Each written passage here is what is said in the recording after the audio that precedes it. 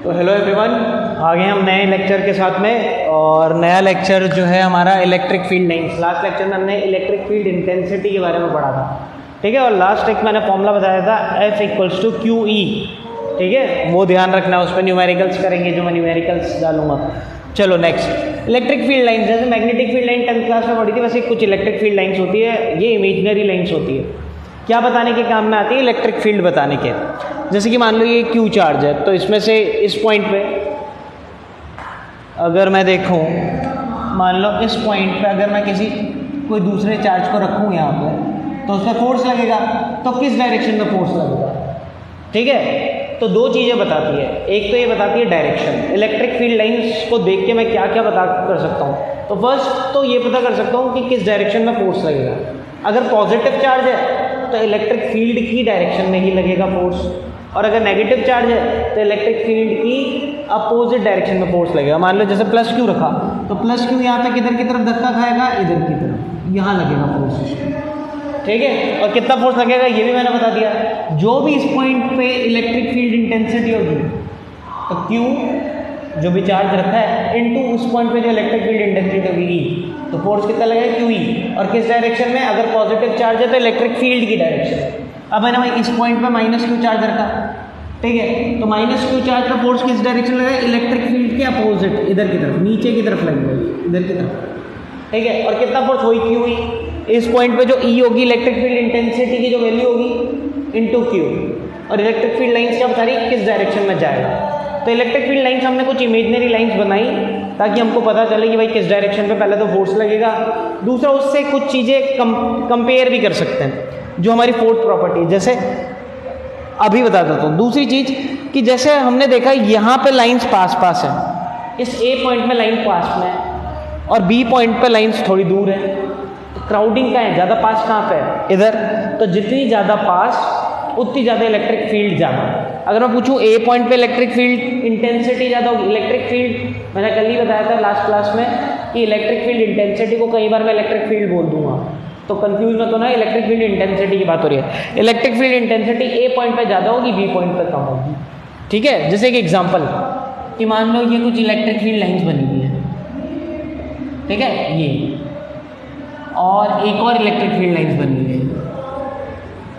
अब ये पॉइंट है A और ये पॉइंट है B। मैंने पूछा बताओ A पॉइंट पे इलेक्ट्रिक फील्ड इंटेंसिटी ज़्यादा है या B पॉइंट पे? ऑब्वियसली A पॉइंट पे। क्यों? लाइंस ज़्यादा पास पास है, क्राउडिंग है, ज़्यादा पास पास है, क्राउड हो रखी है।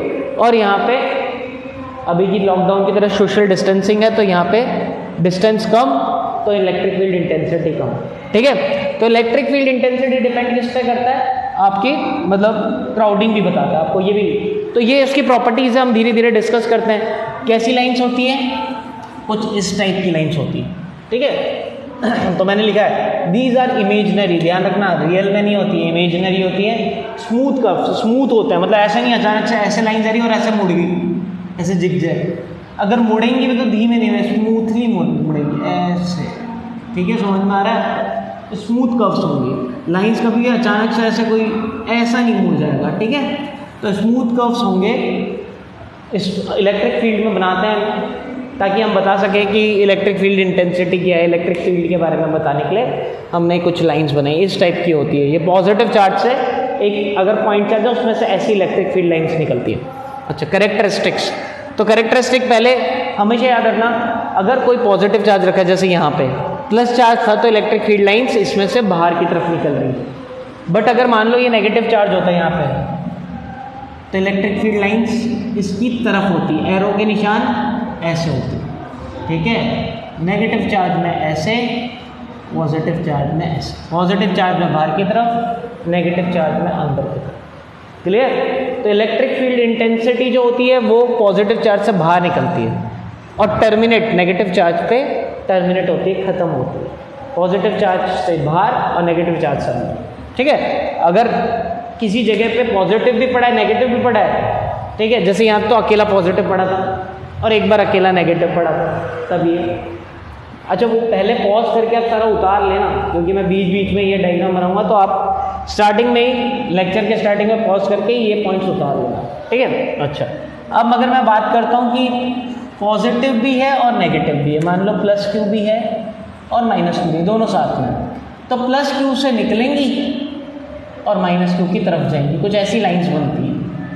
ठीक है, ये बता क्या रही है कि अगर मैं यहाँ पे, भाई देखो अब बताओ, यहाँ पे एक चार्ज रखा, कोई छोटा सा चार्ज रखा, क्यू नॉट चार्ज रखा, अब बताओ मुझे ये प्लस क्यू क्या करेगा, इस क्यू नॉट को धक्का देगा या खींचेगा, धक्का देगा, इलेक्ट्रोस्टैटिक फोर्स लगेगा इधर की तरफ। ये माइनस क्यू क्या करेगा, इसको खींचेगा या धक्का देगा, खींचेगा, तो ये इधर की तरफ जाएगा। अब ये दो फोर्स लग रहे हैं इस पर, ठीक है, एक फोर्स उसको इधर की तरफ खींच रहा है, एक फोर्स उसको इधर की तरफ खींच रहा है, फाइनली कहाँ जाएगा, तो दोनों फोर्स का रिजल्टेंट इधर जाएगा। समझ में आ रहा है? जैसे अगर मैं यहाँ रखता हूँ क्यू नॉट चार्ज को, तो बताओ ये क्या करेगा, ये करेगा इसको धक्का देगा, बट क्योंकि डिस्टेंस ज़्यादा होगी तो ये फोर्स छोटा होगा, और इसकी डिस्टेंस कम है तो ये खींचेगा तो ये बड़ा फोर्स होगा, रिजल्टेंट कुछ इस टाइप का, तो इधर जाएगा। समझ में आ रहा है? यानी टेंजेंट जब मैं बनाता हूँ ना, इस पॉइंट पे एक टेंजेंट बना दो, टेंजेंट वो डायरेक्शन बताता है कि किस डायरेक्शन में उस पर फोर्स लगेगा। जैसे इधर अगर चार्ज रखा होगा तो पॉजिटिव चार्ज रखा होगा, तो बताओ कहाँ की तरफ भागेगा, इस पर एक टेंजेंट बना दो यहाँ इधर की तरफ। इस पॉइंट पे अगर मैंने चार्ज रखा है तो किधर भागेगा, इस पर टेंजेंट बना दो। अब मैंने एरो को इधर क्यों बनाया, अगर पॉजिटिव चार्ज रखा है तो इधर भागेगा, और अगर नेगेटिव चार्ज रखा है तो इधर टेंजेंट ये भी है, तो इधर माइनस क्यू इधर की तरफ, प्लस क्यू इधर की तरफ। समझ में आ रहा है? बट टेंजेंट बना देंगे, यानी माइनस क्यू हमेशा इलेक्ट्रिक फील्ड की तरफ भागता है, प्लस क्यू, और माइनस क्यू इलेक्ट्रिक फील्ड के अपोजिट भागता है। तो ये कुछ चीज़ें बताता है, वही प्रॉपर्टीज में हम पढ़ेंगे। तो पहली चीज़ तो इलेक्ट्रिक फील्ड लाइंस कहाँ से स्टार्ट होती है, पॉजिटिव से, और टर्मिनेट होती है नेगेटिव पे, और डिसकंटिन्यूस लाइन होती है, ये इंपॉर्टेंट है, डिसकंटिन्यूस।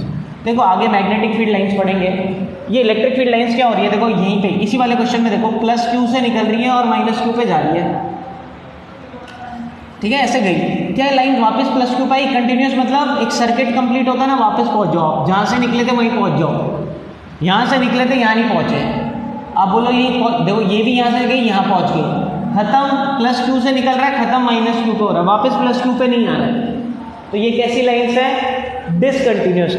मैग्नेटिक फील्ड लाइंस जो हमने 10th क्लास में पढ़ी थी वो आपकी कंटिन्यूस लाइंस पढ़ी होंगी।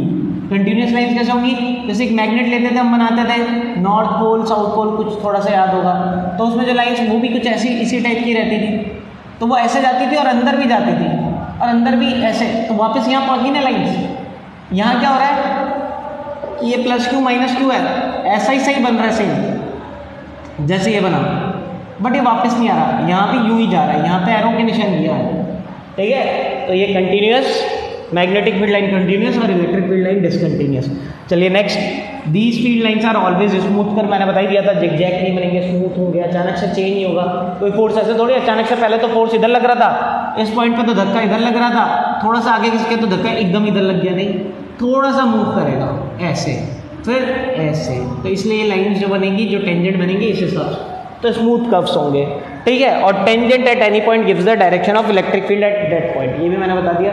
अब टेंजेंट बनाओगे, डायरेक्शन बता देगा किस डायरेक्शन में फोर्स लगेगा। ध्यान रखें, पॉजिटिव चार्ज पे फोर्स इलेक्ट्रिक फील्ड की डायरेक्शन में लगता है, नेगेटिव चार्ज पे फोर्स इलेक्ट्रिक फील्ड के अपोजिट डायरेक्शन में लगता है। और फोर्स का वैल्यू क्या होती है, Q into E. What is E, electric field intensity at that point, ठीक है, समझ में आ गया। चलो next, third, two lines never intersect each other. Obviously ये हम मैग्नेटिक फील्ड लाइन्स के साथ भी पढ़ते थे, बिकॉज इफ दे क्रॉस, मान लो दो लाइन्स इंटरसेक्ट कर रही, मान लो इस क्यू से एक लाइन ये निकली और एक लाइन ये निकली, इस पॉइंट पे तो मुझे पता चल गया धक्का इधर की तरफ लगेगा, इस पॉइंट पे तो पता चल गया धक्का इधर की तरफ लगेगा, इस पॉइंट पे दो तरफ थोड़ी जाएगा, इधर भी चला जाएगा और इधर भी चला जाएगा, दो जगह थोड़ी जा सकता, दो जगह फोर्स थोड़ी लग सकता। अब कई बच्चे बोलेंगे अभी तो आप बोल रहे थे दो फोर्स लग रहे हैं, जब यहाँ पे रखा था ये फोर्स और ये एक फोर्स, ये तो मैंने बोला रिजल्टेंट तो एक ही है ना, मैं बोल रहा हूँ यहाँ पे रिजल्टेंट दो बन जाएंगे। Actually electric field line resultant net वाला होता है, तो नेट दो थोड़ी बन सकते हैं, मैं ऐसे थोड़ी बनूंगा, एक इन दोनों का रिजल्टेंट, इन फोर्सेस का रिजल्टेंट ये भी हो गया और एक ये भी हो गया, दो थोड़ी बना सकता हूँ रिजल्टेंट, रिजल्टेंट तो एक ही बनेगा ना। तो ये रिजल्टेंट होती है इलेक्ट्रिक फील्ड लाइन्स, ठीक है। तो रिजल्टेंट दो नहीं हो सकते, दो डायरेक्शन नहीं हो सकती, तो कभी क्रॉस नहीं करेंगे, ठीक है। नेक्स्ट, फोर्थ, मैंने ये फोर्थ पहले बता दिया था, क्राउडिंग जो होती है, जितनी पास इलेक्ट्रिक फील्ड लाइंस हैं उतनी ज़्यादा उसकी स्ट्रेंथ होगी। रिलेटिव मतलब कंपेयर करना, रिलेटिव स्ट्रेंथ मतलब इसके रिलेटिव इधर ज़्यादा है, बी के रिस्पेक्ट में, बी के रिलेटिव ए पे ज़्यादा इलेक्ट्रिक फील्ड इंटेंसिटी है। ठीक है, तो ये भी बता देते हैं। तो हमारे ये 4 पॉइंट्स कवर हो गए। ठीक है, आगे और पॉइंट्स हैं वो कवर करते हैं, तो पहले इसको नोट डाउन कर लीजिए, नेक्स्ट मैं आगे बताऊँ। ठीक है, 5th और 6th 2 पॉइंट्स और लिखे हैं मैंने, ऐसे और भी ज़्यादा प्रॉपर्टीज़ हैं बट ये मेजर प्रॉपर्टीज़ हैं, इनको समझ लें। तो हमेशा याद रखना ये वाली 5th प्रॉपर्टी इंपॉर्टेंट है। ये जब भी इलेक्ट्रिक फील्ड लाइंस निकलेंगी, वैसे तो इमेजिनरी लाइंस है, हमेशा ये जिस सरफेस से निकलेंगी, जो भी सरफेस होगी, जैसे यहाँ तो पॉइंट सरफेस है, मान लो ये है कोई ऐसी भी बॉडी है, तो इससे भी अगर इलेक्ट्रिक फील्ड लाइन निकलेगी, इस पॉइंट से निकलेगी तो हमेशा 90 डिग्री बनेगी सरफेस से। अगर मान लो ये कुछ पॉजिटिव चार्ज है यहाँ पे सरफेस पे, तो अगर मुझे ये मैं बता सकता हूँ कि उसको निकलने का, स्टार्ट होने का तरीका क्या होगा। ठीक है, यहाँ से निकलेगी तो यूँ निकलेगी। अब आप ये मत सोचना कि भाई ये दोनों इंटरसेक्ट कर जाएंगी, ये इसको कहीं ना कहीं स्टार्ट तो यहाँ से होगी, ये कुछ यहाँ मुड़ जाएगी, ये कुछ यहाँ मुड़ जाएगी, इंटरसेक्ट नहीं होगी, बट स्टार्टिंग में हमेशा 90 डिग्री बनेगी। ठीक है, यहाँ से निकलेगा तो ऐसे निकलेगा, यहाँ से निकलेगा तो इसके 90 डिग्री, यहाँ से निकलेगा तो इसके 90 डिग्री, यहाँ से निकलेगा तो इसके 90 डिग्री, स्टार्ट जो भी स्टार्टिंग हमेशा इसके निकलेगा तो इसके 90 डिग्री, हमेशा स्टार्टिंग 90 डिग्री में। और ये हमको दिखता है, देखो ये यहाँ पे 90 डिग्री है, यहाँ पे नहीं, तो स्टार्ट होगा वहाँ पे भी और एंड होगा वहाँ पे भी नेगेटिव चार्ज। यहाँ पे भी 90 डिग्री है, ये भी 90 डिग्री है, ये भी 90 डिग्री है। ठीक है, हमेशा 90 डिग्री पे एंड होगा। ठीक है, यानी सरफेस के हमेशा 90 डिग्री पे आई। अब इसका प्रूफ भी कर लेते हैं हम, इसका क्वेश्चन आता है, प्रूफ आता है, तो 5th वाले का प्रूफ करते हैं। देखिए बहुत इंपॉर्टेंट है प्रूफ क्या करना है आपको, प्रूफ ये करना है कि यही है question, we have to prove that the electric field lines always starts or terminate on the surface at 90 degree angle. ठीक है, क्वेश्चन क्या है, prove that electric field lines always starts or terminate at an angle of 90 degree on the surface of conductor. तो किसी भी conductor की surface पे 90 degree से ही स्टार्ट होगी और 90 डिग्री पे ही एंड होगी। यह हमारा क्वेश्चन है। तो क्वेश्चन है, तो इसमें हम स्टार्ट कैसे करेंगे, ये मान लो ये कुछ बॉडी बना दी ऐसा कुछ, ठीक है, ऐसा कुछ कंडक्टर बना है और मैंने बोल दिया ये इसमें से मान लो ये चार्ज भी है, पॉजिटिव चार्ज। जब हम इसको पॉजिटिव चार्ज देते हैं तो एक बात बताओ क्या होता है, पॉजिटिव चार्ज चलते रहते हैं क्या? मैं देता हूँ तो मैंने आपको बताया था कंडक्टर क्या होता है, चार्ज ले लेता है अपने पास और चार्ज लेके पूरे फैल जाते हैं चार्ज। ठीक है, और हमेशा सरफेस पे, अंदर क्यों नहीं रहते, अंदर रहेंगे तो उन पर रिपल्शन लगेगा और कंडक्टर वो मटेरियल होते हैं जिसमें चार्ज चल सकते हैं, तो रिपल्शन की वजह से चलते चलते चलते वो कहाँ पहुँच जाएंगे, पीछे सरफेस पे आ जाएंगे। ठीक है, तो सरफेस पे आ गए। अब सरफेस पे भी ये वाला चार्ज इसको धक्का दे रहा होगा, बट ये यहाँ से ये भी धक्का दे रहा होगा, तो एक जगह जाके भाई ये वाले चार्ज को ये धक्का दे रहा होगा, इस वाले चार्ज को ये धक्का इधर दे रहा होगा, इसको ये इधर धक्का दे रहा होगा, फाइनली ये बैलेंस कर जाते हैं एक जगह पे, अपने आप को बैलेंस करते हैं। अब ये चल नहीं रहे, हमेशा स्टेशनरी हो जाते हैं। ये समझ में आ गया आपको? ओके, अब मान लो मैंने बोला इधर से इलेक्ट्रिक फील्ड जो निकल रही है ई, ये किसी थीटा एंगल से निकल रही है सरफेस के साथ। ये सरफेस पे मैंने एक टेंजेंट बनाया और ये इलेक्ट्रिक फील्ड बनाई, दोनों के बीच में एंगल कितना है, थीटा। ये मैं मान रहा हूँ 90 डिग्री नहीं है, लेट कर लेता हूँ ये 90 डिग्री नहीं है, कुछ और एंगल है। ठीक है, तो मैंने लेट कर लिया थीटा एंगल। अब मुझे प्रूफ करना है कि थीटा 90 डिग्री होगी। मैंने क्या किया, इस ई के दो कंपोनेंट बना दिए, एक तो टेंजेंटली बना दिया, ये क्या हो जाएगा ई कॉस थीटा, और एक ई का कंपोनेंट ये बना दिया क्या, ई साइन थीटा। दो कंपोनेंट है, यानी यहाँ पे जो चार्ज होगा, मान लो इधर एक छोटा सा चार्ज पड़ा है क्यू, देखो यहाँ पे एक छोटा सा चार्ज पड़ा है क्यू, जिस पे ये दो इलेक्ट्रिक फील्ड निकल लग रही होगी, एक इस डायरेक्शन में लग रही होगी ई कॉस थीटा और एक इस डायरेक्शन में लगी होगी ई साइन थीटा। मेरे को एक बात बताओ, क्या ई साइन थीटा, मैं ये पूछ रहा हूँ, क्या ये ई साइन थीटा की वजह से क्या इस पर कुछ फोर्स लगेगा? आप बोलोगे हाँ लगेगा। कितना फोर्स लगेगा? तो मैंने बताया था क्यू ई साइन थीटा। कितना फोर्स होता है किसी भी चार्ज पे?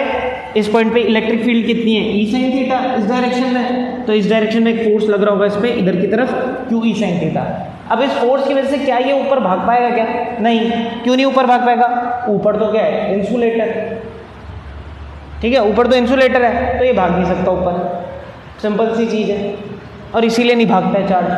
अच्छा, अब मैं बताऊँ इस ई कॉस थीटा की वजह से क्या इस डायरेक्शन में भी फोर्स लगेगा क्या? तो हम बोलेंगे हाँ लगेगा। कितना फोर्स लगेगा? Q E cos theta. इस डायरेक्शन में इलेक्ट्रिक फील्ड कितनी है? E cos theta. और फोर्स कितना होता है? क्यू इंटू ई। और ई कितना है? E cos theta. Q E cos theta. क्या ये इस डायरेक्शन में भाग सकता है? हाँ भाग सकता है। क्यों? क्योंकि ये तो कंडक्टर है, कंडक्टर की सरफेस है। कंडक्टर में तो चार्ज भाग सकता है, बट चार्ज भाग नहीं रहा है। भाग नहीं रहा है, क्यों नहीं भाग रहा है? क्योंकि इसका मतलब ये फोर्स जीरो है। अगर कंडक्टर में से चार्ज भाग नहीं रहा है तो मैं बोल सकता हूँ, देखो यहाँ पे ये फोर्स लग रहा है बट इसलिए नहीं भाग पा रहा है क्योंकि यहाँ क्या है? इंसुलेटर, इसलिए नहीं भाग पा रहा। मैं बोल रहा हूँ यहाँ क्यों नहीं भाग पा रहा? यहाँ भागना चाहिए, भाग नहीं पा रहा है, यानी फोर्स कितना है? जीरो। तो मैं बोलूँगा क्यू ई कॉस थीटा कितना है? Zero. Q E cos theta क्या होना चाहिए? जीरो। तभी नहीं भाग पा रहा ना, क्यों? ये तो सरफेस है, इधर से भाग के, मैं तो बोल रहा हूँ ना चार्ज अपने आपको स्टेशनरी कर देते हैं। अगर ये स्टेशनरी रखता है यानी हमेशा भागते रहेगा, फोर्स लगते रहेगा, और फोर्स लगते रहेगा यानी मैं तो बोलूँगा कंडक्टर में कभी भी चार्ज दे दो तो करंट बन जाएंगे। वो तो मतलब एक फ्लो ऑफ चार्ज, हमेशा चार्ज फ्लो होते रहेंगे, जबकि फ्लो नहीं होते, चार्ज स्टेशनरी हो जाता है। तो यानी क्यू ई कॉस थीटा क्या है? जीरो। ये फोर्स जीरो है, क्यू ई कॉस थीटा। अच्छा, क्या क्यू जीरो है क्या? चार्ज तो हमने दिया था, क्यू जीरो नहीं है। Q is not equal to zero. क्या ई जीरो है क्या? नहीं, इलेक्ट्रिक फील्ड तो निकल रही है, ई भी जीरो नहीं है। यानी क्या जीरो होगा? अगर मुझे ये टर्म को जीरो बनाना है, ये भी जीरो नहीं है, ये भी जीरो नहीं है, तो क्या होगा? कॉस थीटा जीरो होगा। ठीक है, कॉस थीटा जीरो। बताओ थीटा कॉस की वैल्यू कब जीरो होती है? थीटा इक्वल्स टू 90, यानी थीटा कितना है?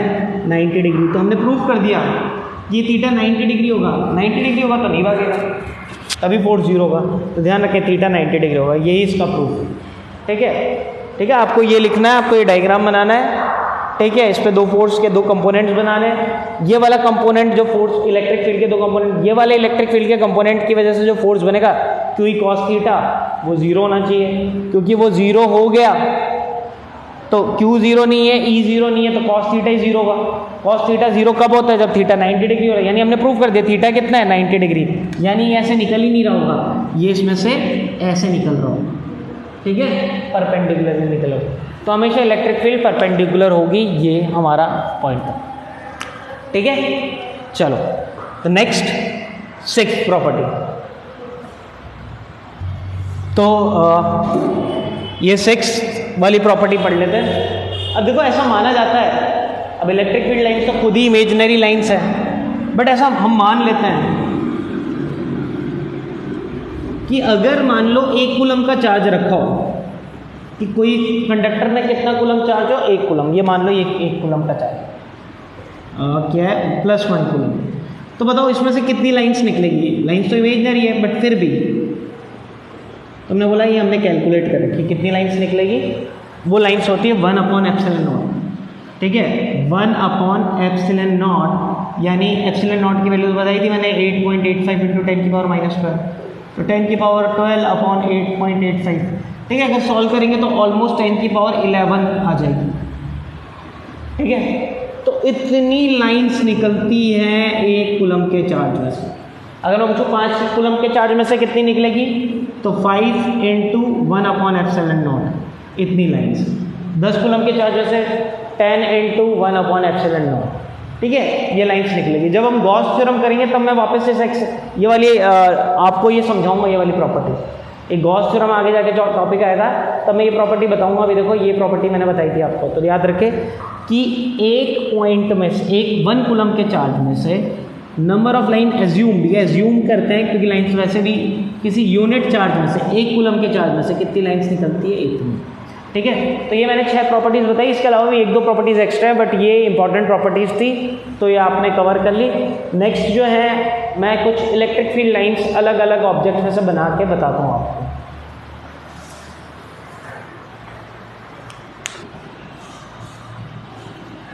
चलो तो लास्ट आज का यही टॉपिक आखिरी रहेगा और हेडिंग डाल दो और इम्पोर्टेंट सा टॉपिक है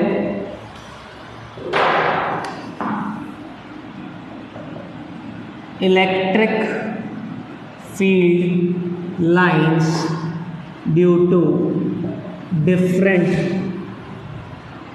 चार्ज डिस्ट्रीब्यूशन।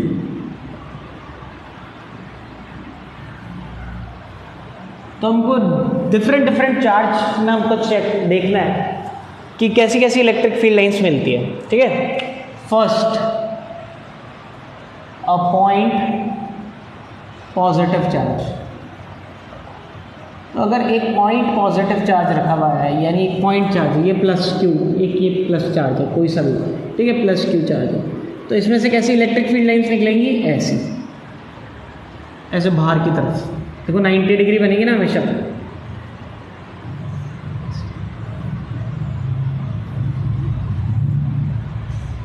और बाहर की तरफ निकलेगी। इस जो लाइंस को निकलने को हम बोलते हैं रेडियली आउटवर्ड, रेडियली आउटवर्ड। तो अगर मैं पूछूं पॉइंट चार्ज में से, पॉजिटिव पॉइंट चार्ज में से कैसे निकलती है लाइंस, तो रेडियली आउटवर्ड्स निकलती है, बाहर की तरफ निकलती है और ऐसे निकलती है रेडियली आउटवर्ड। ठीक है, समझ में आया? नेक्स्ट करें स्टार्ट। चलो, a point second, a point negative charge. तो नेगेटिव चार्ज अगर पॉइंट है तो कुछ नहीं, ऐसी ही लाइंस निकलेंगी।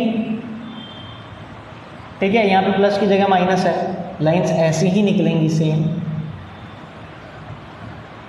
ठीक है, बट डायरेक्शन चेंज हो जाएगी। नेगेटिव चार्ज की तरफ होती है इलेक्ट्रिक फील्ड लाइंस, क्योंकि नेगेटिव चार्ज में तो जाती है ना लाइंस।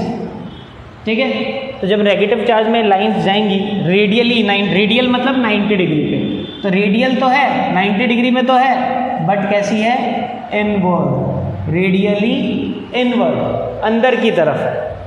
सेकंड मैंने बोला अ पॉइंट नेगेटिव चार्ज, तो रेडियली इनवर्ड।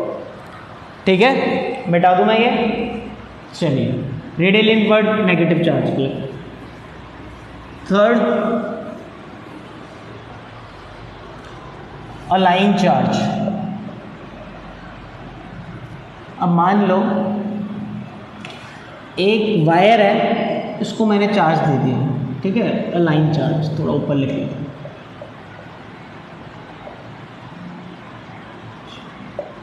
और इसको मैंने चार्ज दे दिया, पॉजिटिव चार्ज दे दिया अभी तो मैंने। ठीक है, कर दिया इसको चार्ज करके। चार्जिंग के मेथड्स बताया था ना 3 तरीके से, कंडक्शन, ठीक है, बाय रबिंग, कैसे करके इसको चार्ज कर दिया। अब इसमें से लाइंस, इलेक्ट्रिक फील्ड लाइंस निकलेगी। कैसे निकलती है? ये ऐसे निकलती है, देखो जैसे एक कॉम्ब देखिए आपने, कंघी देखी है जिसमें से ऐसे सब कांटों की तरह बाहर निकले रहते हैं, ऐसे गोल वाले। ठीक है, ऐसे इधर नहीं,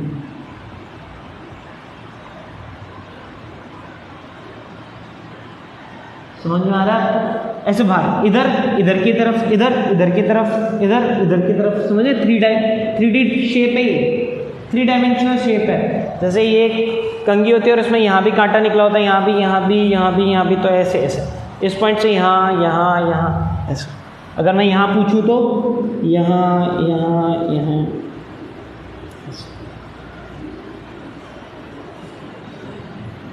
अच्छा, ये जो टिप होती है यहाँ पे क्या होगा? टिप पे इस पे धक्का लगेगा, बट ये थोड़ा सा इधर घूम जाती है, ऐसे ऐसे, समझ में आ रहा है? ऊपर की तरफ जो बन रही है वो थोड़ी सी मुड़ जाएंगी, ऐसे ऐसे, कमल जैसे खिल रहा है ना, ऐसे ऐसे ऐसे बन जाएगी, ऐसे। ठीक है, ऐसे बन, और नीचे भी ऐसे बन जाएंगी, ऐसा इफेक्ट हो जाता है। ठीक है, एंड पॉइंट्स पे। इस इफेक्ट को हम बोलेंगे कर्लिंग इफेक्ट। ये जो इफेक्ट हो गया इसको हम क्या बोलेंगे? Curling effect. ठीक है, कर्ल हो गया, ये कर्लिंग इफेक्ट हो गया। यहाँ पे भी कर्लिंग इफेक्ट हो गया एंड पॉइंट्स पे। ठीक है, और यहाँ पे भी कर्लिंग इफेक्ट है, दोनों जगह कर्लिंग इफेक्ट है। एरो की डायरेक्शन ध्यान रखिए, पॉजिटिव चार्ज है तो दूर निकलती हुई, अगर यही चार्ज नेगेटिव होता लाइन चार्ज तो काम तो यही होता, बस एरो की डायरेक्शन चेंज होती है। ये जो हम यूं बना रहे हैं, बट एरो अंदर की तरफ, अगर ये नेगेटिव चार्ज होता है, ठीक है। हमेशा ध्यान रखें नेगेटिव चार्ज में इलेक्ट्रिक फील्ड अंदर की तरफ, पॉजिटिव चार्ज से दूर जाती हुई, नेगेटिव चार्ज में अंदर आती हुई, ठीक है। कर्लिंग इफेक्ट इसमें भी होगा, बट ध्यान रखें एरो के निशान बस चेंज हो जाएंगे, ऐसे ऐसे ऐसे, ठीक है। समझ में आ रहा है आपको? तो कर्लिंग इफेक्ट यहाँ पे हो जाएगा, यहाँ पे भी होगा, ये लाइन चार्ज के लिए हो गया, ठीक है। चलो बता दूँ, चलो अब नेक्स्ट फोर्थ जो है हमारे पास शेप, अलग अलग चार्ज कैसे कैसे अलग अलग शेप में रखे होंगे उनके केस में देखना। तो हमने 3 केस देख लिए, 3 क्या में से एक्चुअली में 2 ही केस दिए, एक तो पॉइंट चार्ज और एक line charge. Point charge positive negative, line charge भी पॉजिटिव नेगेटिव, तो एक्चुअली में 2 ही केस देखे। फोर्थ है charge surface, spherical surface, charge spherical surface. मान लो एक स्फीयर है, ठीक है, हॉलो है या सॉलिड है, चाहे हॉलो हो चाहे सॉलिड हो, अगर वो कंडक्टर का है तो कभी भी आप इसको चार्ज दोगे तो चार्ज कहाँ पहुँच जाएगा? सरफेस पे। और अभी मैं एक इम्पॉर्टेंट चीज़ बताने वाला हूँ, वो भी याद रखिए, ठीक है। चार्ज कहाँ पहुँच जाएगा? सरफेस पे पहुँच जाएगा। अब देखो एक चीज़ हमेशा याद रखें, और इधर मैं लिख रहा हूँ नोट डाल के, बहुत इंपॉर्टेंट, दिमाग में बैठा लें, बहुत इंपॉर्टेंट पॉइंट है। Electric field inside a conductor is always zero, होती नहीं है। किसी कंडक्टर के अंदर इलेक्ट्रिक फील्ड कभी नहीं मिलेगी, अंदर कोई इलेक्ट्रिक फील्ड नहीं बनेगी, तो मैं अंदर लाइंस भी नहीं बनाऊंगा, अंदर लाइंस नहीं बनेंगी। बट लाइंस निकलेंगी कैसे? वो यहाँ कोई लाइंस नहीं है, ये मैंने ऐसी ड्रॉ कर, लाइंस यहाँ से स्टार्ट होगी सरफेस से, ठीक है। लाइंस कहाँ से स्टार्ट हो रही है? सरफेस से।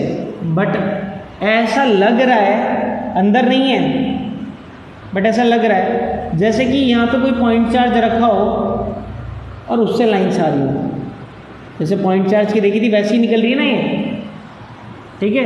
देखो अंदर कोई नहीं है, यहाँ पे इलेक्ट्रिक फील्ड ज़ीरो है, याद रखें, अंदर कोई इलेक्ट्रिक फील्ड नहीं है, तो लाइन सिर्फ बाहर बनेंगी, ये बाहर ही है, यहीं से सरफेस से चलो।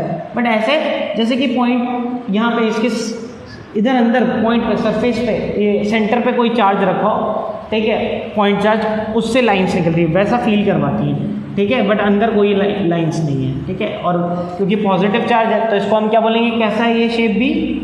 रेडियली आउटवर्ड ही है। ये नोट करके लिख लेना, electric field inside a conductor is always zero. अब अगर मैं बोलूँ ये रेडियली आउटवर्ड बन गया, अगर मैं बोलूँ अगर यही स्फेरिकल सरफेस नेगेटिव चार्ज होता, ठीक है, तब क्या करते हैं? सेम वही काम करते हैं। अगर ये नेगेटिव चार्ज है, अगर मान लो ये minus minus minus minus minus, तो भी हम ऐसे ही बनाते हैं,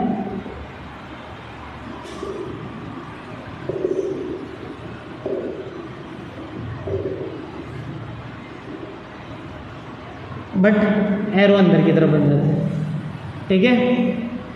नेगेटिव चार्ज में एरो अंदर की तरफ, इलेक्ट्रिक फील्ड अभी भी ध्यान रखें अंदर कुछ नहीं है, ये लाइंस नहीं है, ये तो मैंने हेल्प करने के लिए आपको बनाने के लिए, ये ध्यान रखो, ये बता दिए, ये कोई लाइंस नहीं है, अंदर कोई लाइन नहीं है, जितनी भी लाइंस हैं सब बाहर।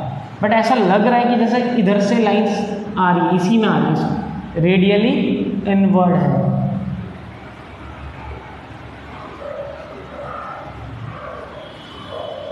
ठीक है। चलिए नेक्स्ट मिटा दें।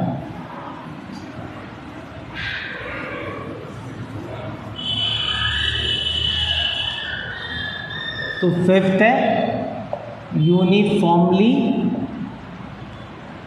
Charge sheet, uniformly charge sheet, ठीक है।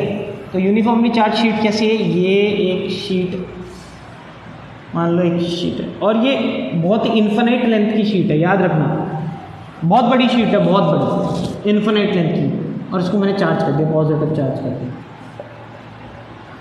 ठीक है। मतलब एक पेपर है, पहले मैंने क्या लिया?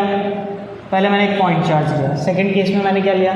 फिर मैंने एक वायर को चार्ज कर दिया, थर्ड केस में मैंने एक स्फीयर को चार्ज कर दिया, अब मैंने एक पेपर को चार्ज कर दिया, ठीक है, कंडक्टर का पेपर है। अब इसमें से लाइंस निकलेंगी, इसमें से लाइंस कैसे निकलेंगी, यूं बाहर की तरफ, ठीक है, इसमें से भी बाहर की तरफ लाइंस निकलेंगी और ये पैरेलल होंगी लाइंस सारी की सारी, और इनके बीच का गैप भी सेम होगा, ठीक है। इसको हम बोलते हैं यूनिफॉर्म इलेक्ट्रिक फील्ड।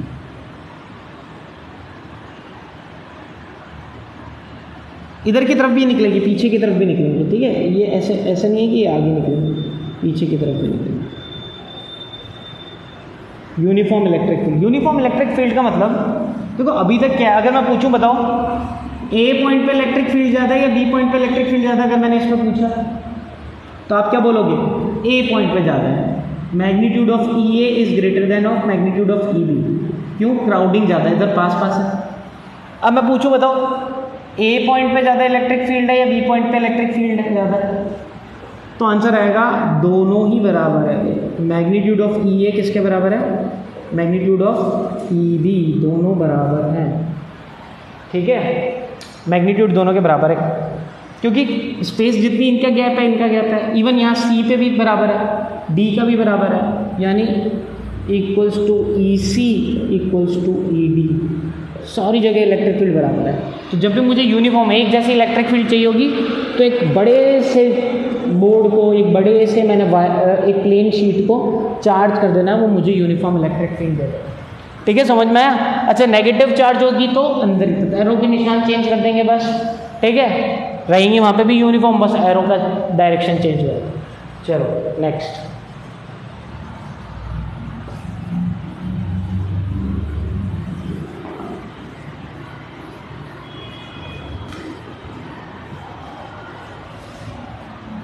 सिक्स्थ है 2 पॉइंट अनलाइक चार्जेस, दो अनलाइक चार्जेस है पॉइंट, मान लो एक प्लस क्यू और माइनस क्यू। अभी मैंने बताया था इसमें से इलेक्ट्रिक फील्ड लाइंस कैसे जाती है, ऐसी, ठीक है, ये मैग्नेटिक फील्ड लाइंस आपने 10th क्लास में पढ़ेंगी वैसे।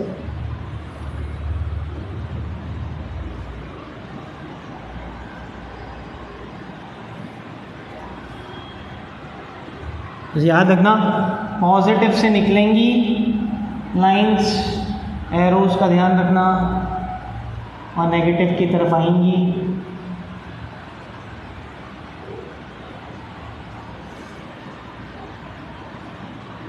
पॉजिटिव से निकलेंगी नेगेटिव, ठीक है, ऐसे कुछ 10th क्लास में हमने पढ़ा था कि मैग्नेटिक फील्ड लाइंस बनती हैं ऐसे कुछ, बट मैग्नेटिक फील्ड लाइंस अंदर क्या हो जाती थी, ऐसे आ जाती, कंटिन्यूस होती थी, ये डिसकंटिन्यूस है, ठीक है। लास्ट करेंगे आज का टॉपिक, और लास्ट मतलब इसी टॉपिक का लास्ट पॉइंट, ठीक है। चलो 2 point unlike charges, like charges, ठीक है, मैं मिटा रहा हूँ यहाँ पे 2 पॉइंट लाइक चार्जेस, पॉइंट मतलब छोटे से, ठीक है, जो फर्स्ट केस देखा जाएगा लाइक चार्जेस है, लाइक चार्जेस, ठीक है। तो पहले तो मैंने प्लस प्लस ले लिया, ठीक है, प्लस क्यू, इधर लिख लिया प्लस क्यू और इधर पे प्लस क्यू। तो देखो इससे ऐसे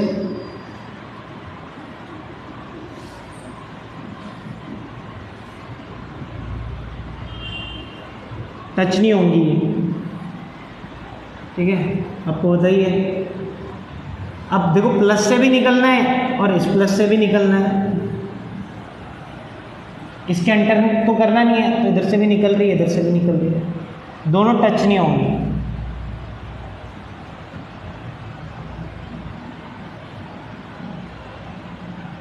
याद करना ये मीट नहीं करेंगे दोनों, ये इधर जाके मीट नहीं करेंगे,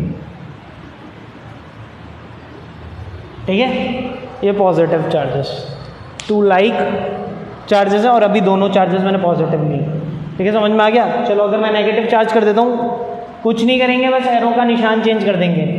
तो इसी में ही एक दूसरा केस, अगर दोनों चार्ज नेगेटिव है तो उस केस में सेम ही बनाओगे, बस एरो के निशान नेगेटिव की तरफ हो जाएंगे। तो माइनस क्यू और माइनस क्यू अगर रखा है, सेम डायग्राम आपको बनाना है, और यू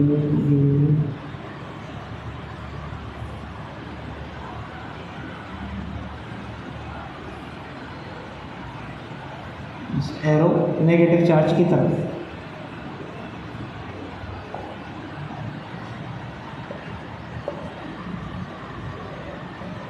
ठीक है, तो ये लाइक चार्जेस हो।